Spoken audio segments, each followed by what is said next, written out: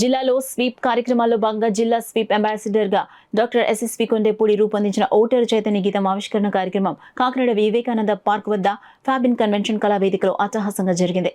ఈ కార్యక్రమానికి జిల్లా కలెక్టర్, జిల్లా ఎన్నికల అధికారి జయనివాస్ ముఖ్య అతిథిగా హాజరై ఓటే మన ఆయుధం అనే గీతాన్ని ఆవిష్కరించారు. ఈ సందర్భంగా అతి తక్కువ సమయంలో గీతం రూపకల్పనలో కృషి చేసిన డాక్టర్ యశస్వి కొండేపూడి బృందం, జిల్లా స్వీప్ నోడల్ అధికారులను కలెక్టర్ ప్రత్యేకంగా అభినందనలు తెలియజేశారు.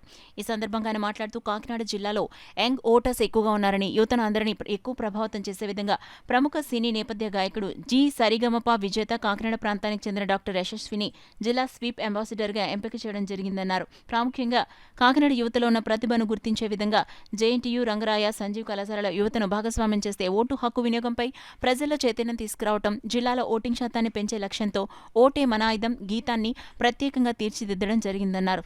జిల్లాలోని అన్ని ప్రాంతాలకు ప్రతి గడపకు ఈ గీతం చేరే విధంగా అందరికీ షేర్ చేయడంతో పాటు ఓటు హక్కు కలిగిన ప్రతి ఒక్కరూ ఓటు హక్కును వినియోగించుకోవాలని జిల్లా కలెక్టర్ ఈ సందర్భంగా కోరారు.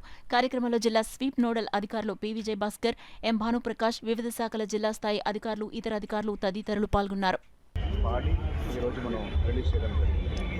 ఈ సాంగ్లో మనం ఏంటంటే మన కాకినాడ టాలెంట్స్, మన ఇక్కడ ఉన్నటువంటి జేఎన్టీయూ పిల్లలు, ఆర్ఎంసీ పిల్లలు, మరి అదే రకంగా సంజీవ్ కాలేజ్, నగర్ కాలేజెస్ పిల్లలందరితో మనం వాళ్ళ పార్టిసిపేషన్ తీసుకుంటూ ఈ సాంగ్ వచ్చి చాలా బాగా వచ్చింది.